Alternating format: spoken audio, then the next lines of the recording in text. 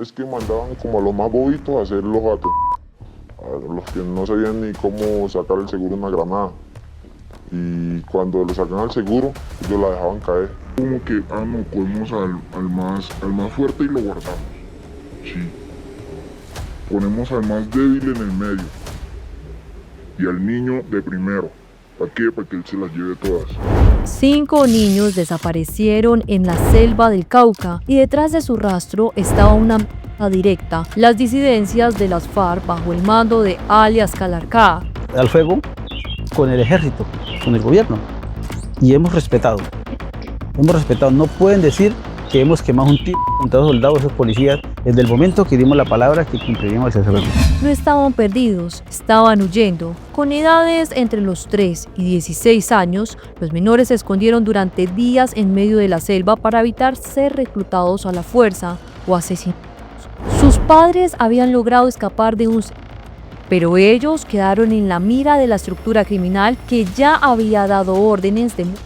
La única opción era resistir en silencio. Mientras tanto, el padre, tras huir del cautiverio, alertó a las autoridades y desató una operación urgente. Fue entonces cuando el Ejército Nacional de Colombia, a través de tropas de la Sexta División, junto a la Infantería de Marina, activaron un operativo de alto riesgo. La misión no era sencilla: infiltración terrestre, avance en la oscuridad y una selva cerrada donde cada minuto contaba. A las 3 de la mañana los encontraron. Los niños estaban vivos. Esta vez llegaron primero los héroes que los criminales. Pero esta historia no termina aquí.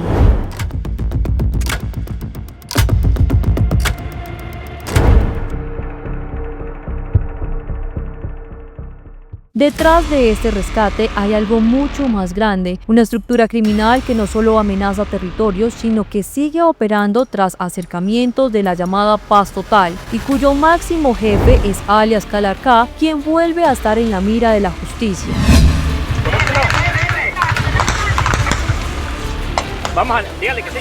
Hay que resaltar la labor de nuestras Fuerzas Armadas, que tienen la capacidad, la técnica y la doctrina para poder detener y enfrentar cualquier grupo armado. El asunto es que el marco jurídico de la paz total es la talanquera, es lo que no les permite actuar en todo el ámbito. Y es que recordemos que se supone que toda persona de estos grupos que estén iniciando un diálogo y que sean parte del proceso, ya sean como verificadores, relatores o como voceros, tienen una suerte de inmunidad jurídica, que es lo que pasa con alias Calarcá. El problema con todo lo que se revela hoy es que, al parecer, y eso lo tendrá que defender la Fiscalía, es cómo él sigue delinquiendo a pesar de esa inmunidad para la detención o la suspensión de las órdenes de captura. Esto nos tiene que llevar a 3 grandes reflexiones. 1, la paz total definitivamente fracasó. O sea, ya estamos a menos de 5 meses de que se acabe el gobierno y pues no hay posibilidad de poder generar un proceso en lo que no se logró en 3 años. Lo segundo, pareciera, pero pues eso lo tendrán que determinar las investigaciones, que esa inmunidad sí fue usada para ellos para poder avanzar en términos de control territorial y de términos criminales. No es para menos que en el caso del frente que lidera alias Calarcá, crecieron en un 111%. Estamos hablando de que hoy tienen presencia en 10 de los 32 departamentos y en 119 municipios de forma directa, más 28 más de forma indirecta. Cuando antes de iniciar este proceso de paz o estas conversaciones o estas mesas, su cobertura no llegaba a los 56. Y pasamos a un punto que genera mucho más escozor, y es el tema de los posibles o presuntos nexos, no solo con el ala de la fuerza pública, sino también con políticos y demás. Y aquí viene la pregunta: ¿será que el asunto de no reactivar las órdenes de captura de alias Calarcá es porque de pronto puede empezar a hablar y sacar a la luz quién más está relacionado con él? ¿O definitivamente será que el gobierno cree que todavía hay voluntad de paz cuando es claro que no hay voluntad ni de diálogo ni de acción? La fiscal ha sido enfática, pero lo que preocupa en medio de todo esto es que dan 15 días más, donde prácticamente se le advierte a él, y además ya que fue muy público, para que pueda escabullirse o salir del país o generar una ofensiva militar y legal mucho más fuerte. En poder de la Fiscalía, liderada por Luz Adriana Camargo, hay conversaciones que revelan un patrón escalofriante. Lo que se refiere a reiterar la solicitud de que se levante la orden de captura tiene que ver con hallazgos, con cosas que pudimos ratificar de la información que reposaba en los computadores y en los teléfonos celulares que fueron incautados cuando se hizo esa caravana.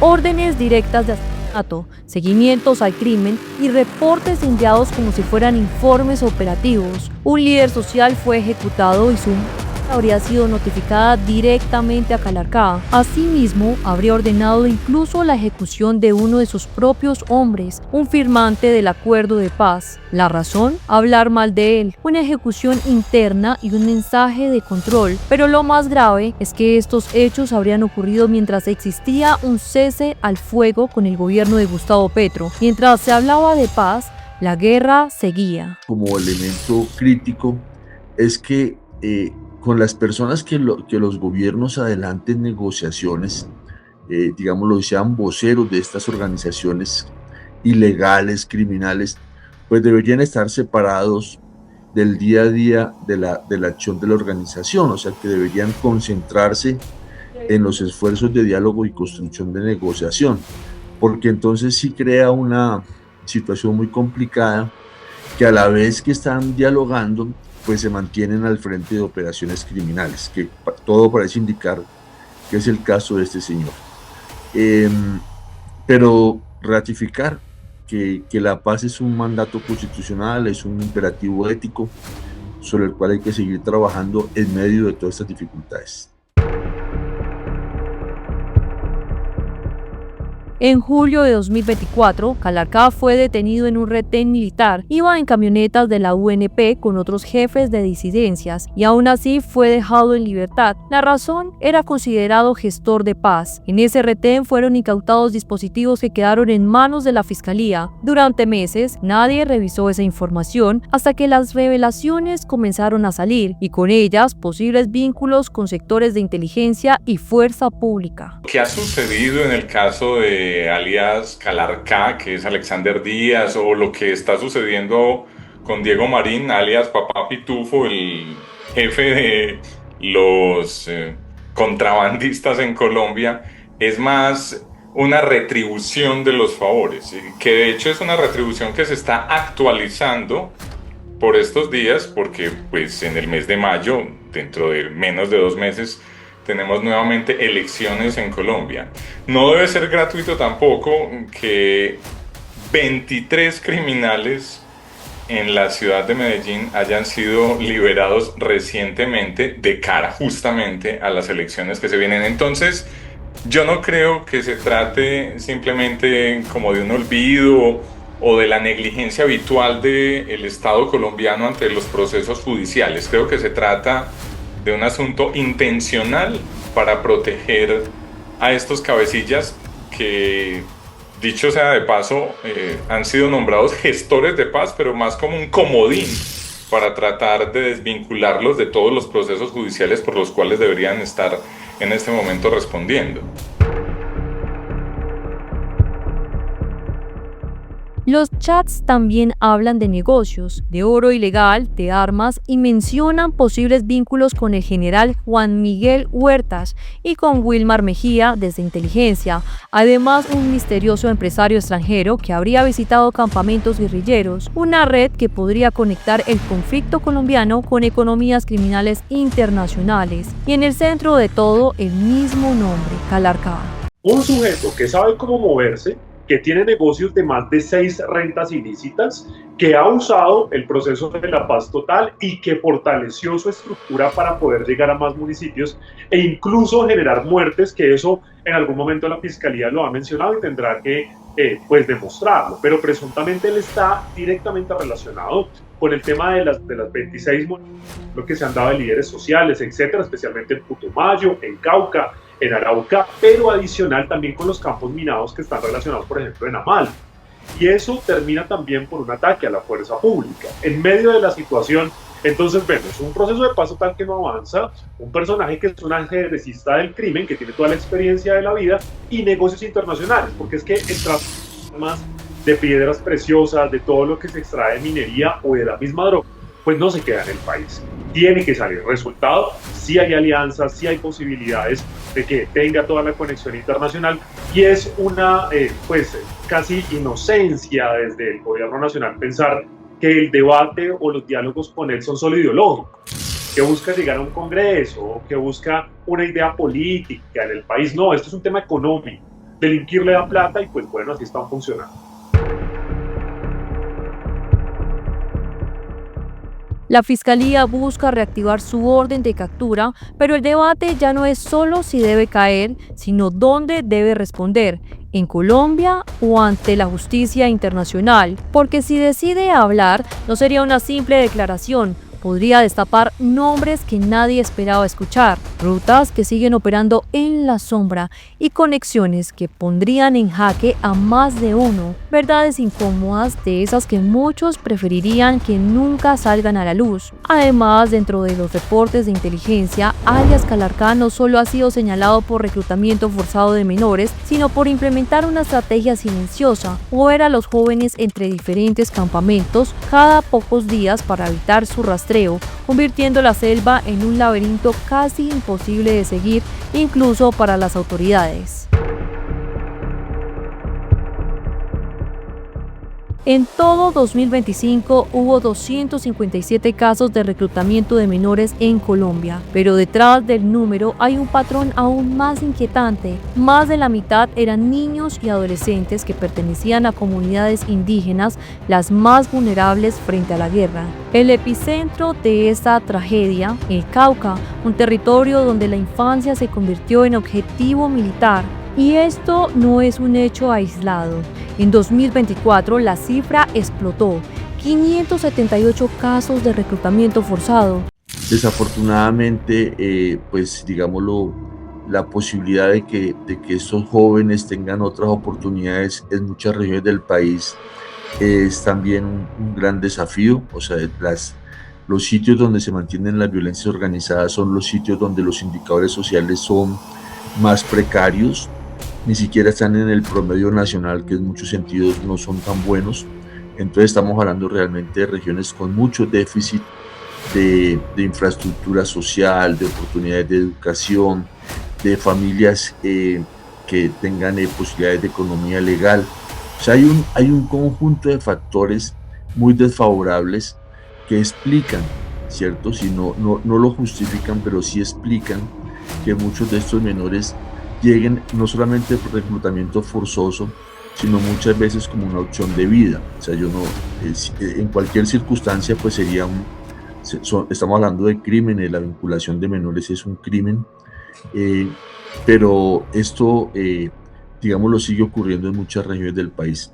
Es un tema sobre el cual, digámoslo, no hemos logrado realmente frenar ese permanente tránsito de menores hacia los grupos armados. Detrás de estos casos aparecen las estructuras de las disidencias de las FARC, entre ellas las que responden a alias Calarcá, un hombre clave en el engranaje del reclutamiento ilegal. Fuentes de inteligencia han advertido que sus redes operan con una estrategia clara: captar menores en zonas rurales, adoctrinándolos y convirtiéndolos en informantes, combatientes o incluso en escudos humanos. Algunos testimonios revelan que los niños no solo son obligados a portar armas, también son usados para vigilar, transportar explosivos y ejecutar órdenes bajo amenaza de muerte.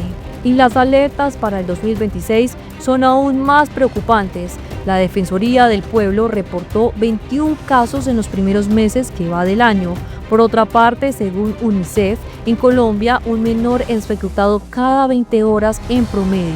Organismos advierten que el reclutamiento no solo continúa, sino que se está adaptando con estrategias más silenciosas, uso de redes sociales y mayor presión en zonas de ruralidad. Que hoy vemos es que el reclutamiento se hace de tres maneras. Uno, no necesariamente es un reclutamiento absolutamente forzado, sino es un reclutamiento como se conoce en el ámbito criminal de enamoramientos. Y es que el Estado colombiano no ha llegado al Cauca, al Putumayo, a Arauca, y en medio de esa situación, tanto para los menores como para los jóvenes, lo único que resulta atractivo como modelo de vida es ser parte lastimosamente de estos grupos. Lo segundo, es lo más paradójico, complejo y además rechazable, La mayoría de estos grupos tienen incidencia en redes sociales, convocan por redes sociales, hacen ver que la estructura criminal no solo es un modelo de vida, sino que además es un modelo de vida que les va a dar rentabilidad, que los va a llenar de lujos, que los va a llenar de propiedades, y se crea alrededor de eso una narcoestética del proyecto de vida de los menores. Y la última es lo que se menciona y es la relación de ese reclutamiento especialmente con comunidades indígenas. Y es que las comunidades indígenas que no solo han estado acorraladas y muchas de ellas obligadas a pertenecer a los grupos, sino también a las rentas, los obligan a cultivar, los obligan a los laboratorios, etc., hoy pierden a sus menores para que esos sí sean los que cargan las nuevas armas o el fusil. Entonces lo que vemos aquí es una diversificación del reclutamiento, que, insisto, ya no solo es quemar una casa y matar a los padres y llevarse al menor, como lastimosamente se veía en los 80s, sino que incluso a veces el menor es el que va y busca entrar frente a ese ideal de un proyecto de vida que lastimosamente el país pues no tiene cómo contrarrestar, porque en este país de forma muy triste termina siendo rentable delinquir. Pero también es importante decir que pues el reclutamiento ya no solo es para el grupo, la fila, sino también para lo que hemos denominado carros, incluso los carritos son los que llevan el espacio a otros, los que la transportan, los que transportan los armas, o incluso para estructuras mucho más complejas. Por ejemplo, los empiezan a formar desde muy pequeños como francotiradores, como sicarios, como expertos en laboratorio para sustancias, para mezcla de los químicos, para inteligencia, para infiltrarse, para caminar entre la población civil escuchando para poder tener labores de inteligencia y contrainteligencia. Y se escucha feo, pero estos grupos también lo son. Hoy la Fiscalía busca activar la orden de captura de alias Calarcá. Los chats están sobre la mesa, hay pruebas. La pregunta es, ¿qué está esperando el Estado para capturarlo? ¿Más pruebas o más víctimas? Déjanos tu opinión en los comentarios, suscríbete si quieres más contenido como este y no olvides activar la campanita. Nos vemos en el próximo episodio.